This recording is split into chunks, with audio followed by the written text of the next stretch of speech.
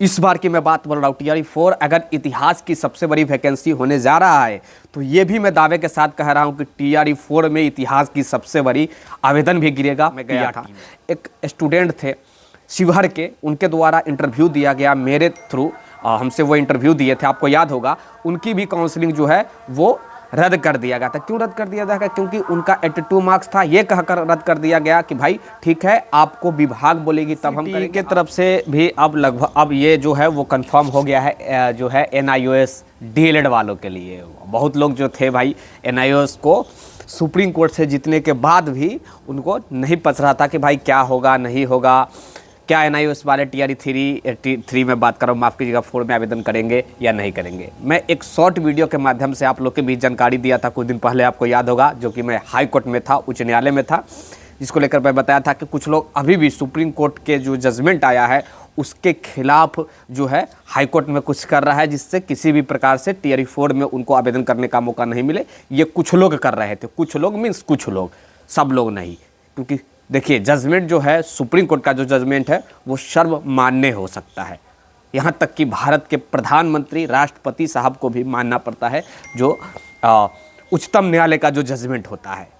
हम और आप क्या ही बात है। चलिए मैं इसके बारे में बात कर रहा हूँ। कल NCERT जो है अपने साइट पे अपलोड कर दिया है, यानी कि जो सुप्रीम कोर्ट का जो जजमेंट आया था उसे NCTE जो है अपने साइट पे अपलोड कर दिए। इसका क्या मतलब होता है? इसका मतलब ये होता है कि आपकी हरी झंडी हो गई है भाई। किसी भी भारत के किसी कोना में अगर शिक्षकों की बहाली हो रही है, आप एकदम 110% आप एलिजिबल हो गए हैं। आपको अब किसी प्रकार के लेटरबाजी खेलने की आवश्यकता नहीं है, किसी भी विभाग में लेटर देने की आवश्यकता नहीं है, किसी भी आयोग में लेटर देने की आवश्यकता नहीं है।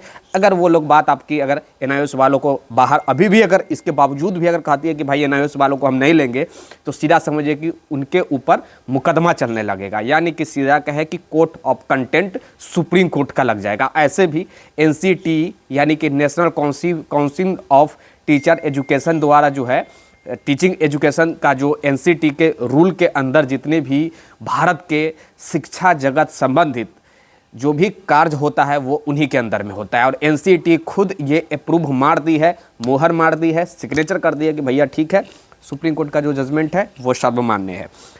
तो एक चीज़ मैं कहना चाहूँगा सीधा सीधी अपने ठेठी लैंग्वेज में कि अब अगर आप NIOS से DLED है तो आप TRE 4 के प्रिपरेशन में जी जान लगा दो। मैं बार बार बोलते रहा था कि देखिएगा NIOS वाले एंट्री लेने वाला है TRE 4 में। जब जजमेंट नहीं आया था उस समय से ही मैं बता रहा था, तो NIOS वाले एंट्री ले लिए हैं। अब ये बात मैं बता रहा था कि देखिए NIOS वाले आएंगे तो PRT में जो है वो मार पड़ने वाला है। अब इसलिए मैं बोल रहा हूँ PRT में मार पड़ने वाला है क्योंकि पूरे भारत के लोग यहाँ पे आवेदन करेंगे। अभी तक के हिसाब से डोमिसाइल नहीं लगा है, पहली बात। आगे क्या हो रहा है मैं इसके ऊपर टिप्पणी नहीं करता, मैं नहीं जानता हूँ। अभी तक के हिसाब से डोमिसाइल अगर नहीं लगा है तो भैया मान के चलिए कि पूरे भारत के लोग NIOS वाले आवेदन करेंगे। एग्जाम्पल के तौर पर 30,000 से 40,000 अगर PRT यानी कि प्राइमरी में अगर बहालियाँ आता है तो पूरे भारत से लोग आवेदन करेंगे। पूरे भारत से लोग आवेदन करेंगे तो समझ सकते हैं क्या ही कटफ जाएंगी इस बार की मैं बात बोल रहा हूँ। TRE 4 अगर इतिहास की सबसे बड़ी वैकेंसी होने जा रहा है तो ये भी मैं दावे के साथ कह रहा हूँ कि TRE 4 में इतिहास की सबसे बड़ी आवेदन भी गिरेगा PRT में, क्योंकि सीटेट लोग क्वालिफाइड करके बैठे हुए हैं। हम थोड़ा सा बात करते हैं 82 मार्क्स वालों के लिए। 82 वाले के लिए मैं कल एक वीडियो बनाया तो कुछ लोग कह रहे थे कि विक्की सर आप गलत बोल रहे हैं। भाई कुछ गलत नहीं बोल रहा हूँ। आप लोग को लग रहा है कि केवल अदर स्टेट वालों को निकाला जा रहा है तो आप भ्रम में हैं। बिहार के अगर आप है और 82 मार्क्स है तो उनको भी निकाला जा रहा है। दिग्भ्रमित आप लोग कर रहे हो और आप लोग खुद दिग्भ्रमित हो। हमने देखा कल कमेंट के माध्यम से कुछ लोग कह रहे थे कि विक्की जी आप गलत बोल रहे हैं, अदर स्टेट वाले को निकाला रहा है। अरे बेवकूफ़ इंसान, अदर स्टेट के नहीं निकाला जा रहा है, ये बिहारियों को भी निकाला जा रहा है। सीधा बात ये है कि 82 और 83 का मैटर फंस रहा है यहाँ पे, यानी कि 82 या फिर 82.5 का मैटर फंस रहा है। 82 मीन्स 54 पॉइंट समथिंग % और 82.5 इक्वल टू 55%, इसका मैटर फंस रहा है। तो आप लोग ना समझे तो ना बोले, ज़्यादा बेटर होगा। जो मैं जानता हूँ वही मैं बताता हूँ। पिछले दिनों मैं DRCC जहाँ पे काउंसलिंग प्राइमरी का चल रहा था वहाँ पे मैं गया था।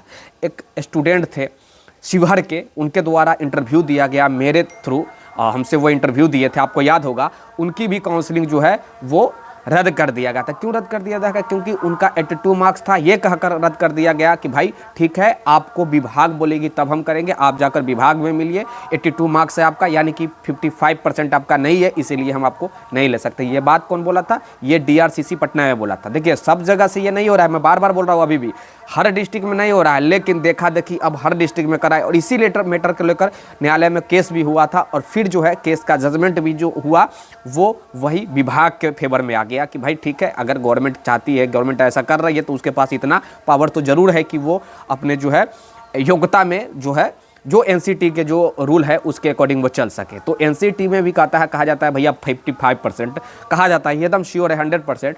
अब विभाग जो है वो तिल का तार बना रही है, 82 पे भी लिया गया है। अभी तक के हिसाब से इतिहास गवाह है कि भाई जितने भी बहालियाँ भारत में हुई है हर जगह 82 वाले को लिया गया है, यहाँ तक कि सीटेट में भी क्वालिफाइड लिखा हुआ रहता है। लेकिन अगर ये नहीं ले रही है तो मैं तो कहूँगा कि भाई नहीं ले रही है ना, आपके जो है तसल्ली दिलाने के लिए तो मैं झूठ नहीं ना बोल सकता। तो ऐसी सिचुएशन है 82 वाले मार्क्स के लिए।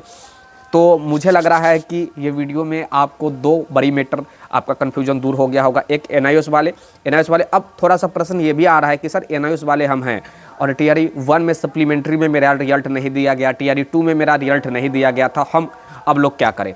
तो देखिए इसके लेकर मेरे पास अभी ऑथेंटिक कोई जानकारी है नहीं। इसके बारे में आपको विभाग में आप लोग को मिलनी चाहिए, विभाग में रिक्वेस्ट करना चाहिए, आयोग में मत मिलिए। आयोग कुछ नहीं कर सकता है, आयोग के पास किसी प्रकार के पावर नहीं है इस संबंधित प्रश्नों को दूर करने के लिए। आप विभाग में जाइए, विभाग आपका काम कर देगा, करना होगा तो करेगा, नहीं तो नहीं करेगा, क्योंकि ये आयोग को किसी भी प्रकार के यहाँ पे पावर है ही नहीं भाई। ये सब कुछ विभाग अगर आज कह दे कि भाई इन तमाम NIOS वालों को नौकरी दे दीजिए, कह रहा हूँ कि भाई आप लोग जो है मेहनत में लग जाइए। और जाते जाते यही कहूँगा, स्क्रीन पर जो नंबर दिख रहा है उस पर आप लोग व्हाट्सएप कीजिएगा, नोट्स लेना है तो ले लीजिएगा। अब NIOS वाले भाई नोट्स ले लेना, नहीं तो अभी नहीं तो कभी नहीं वाली सिचुएशन आपकी बनकर रह जाएगी। खैर चले जाते जाते यही कहूँगा, वीडियो को लाइक कर देना है, शेयर कर देना और सब्सक्राइब जरूर कर लेना है भैया। थैंक यू, जय हिंद, जय भारत।